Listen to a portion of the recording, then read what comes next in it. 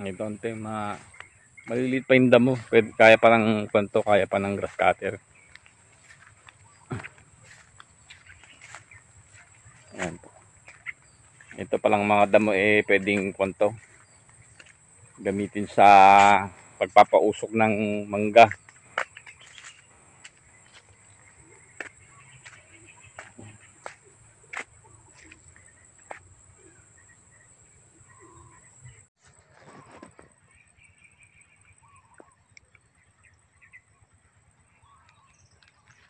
Maluwang-luwang na kwento na grass cutteran. Tuloy doon sa minante, nakapag-umpisa na ako nung Sabado. 1 litro lang nagamit ko pero hindi pa tapos.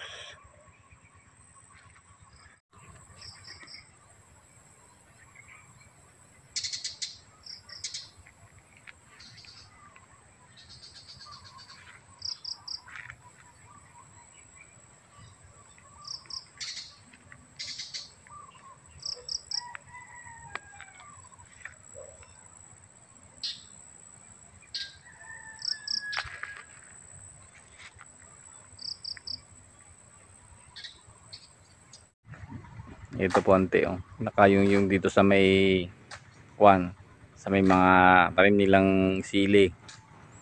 Pinapatanggal po tong mga sanga rito sa may gilid ng manggaan nyo. Nakakayong daw sa sa mga tanim nila. Ito pa. Ayun. Yung mga nalilima lang ng na. Umpisan ko na mag-grass cutter ante. Ito. Nangutang ako ng gasolina. May gasolina na po yan.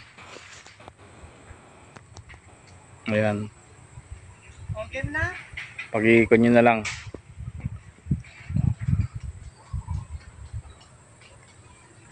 Dali lang In action tayo kailangan. With action.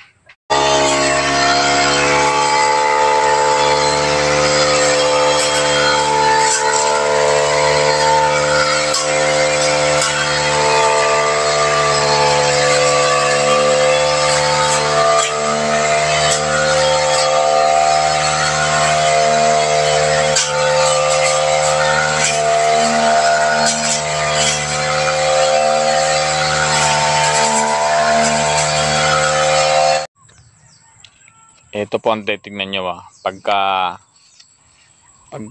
nilukot mo tong dahon, tutunog siya. Yan. Pagka ganyang crunchy na po yung dahon ng mangga, bura na po siyang sprayan. Pero kung ganito, kulay dilaw, yellow green, hindi pa pwede.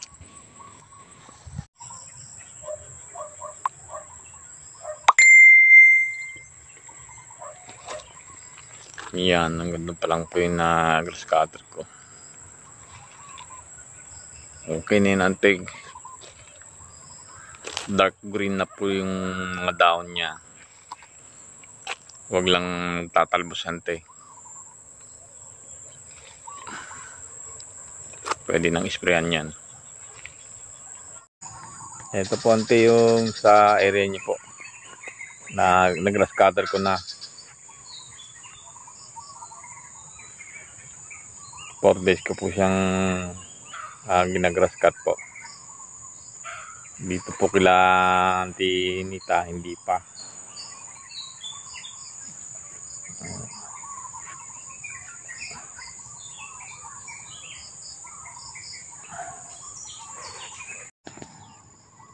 Sa gitna po ng kanyo po.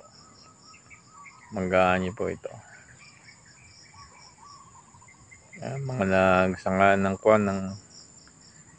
salingsingan ng kawayan.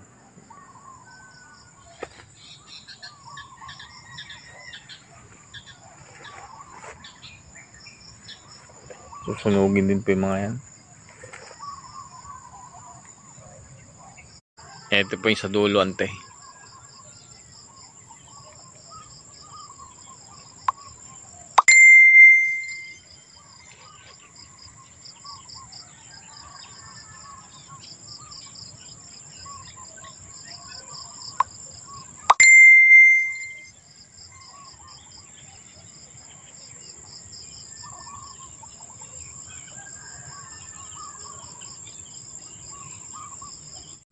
Ito po yung area nila Arnel. Kunti na lang po matatapos ko na po yung tawag nito, dadamon sa kanila. Yung grass cutter. Yan na lang po, kunti na lang. Tapos na po siya. Yung sa amin naman, ito naman po. Ayan na lang. Dito, tapos na. Ganyan na yan po. Yun.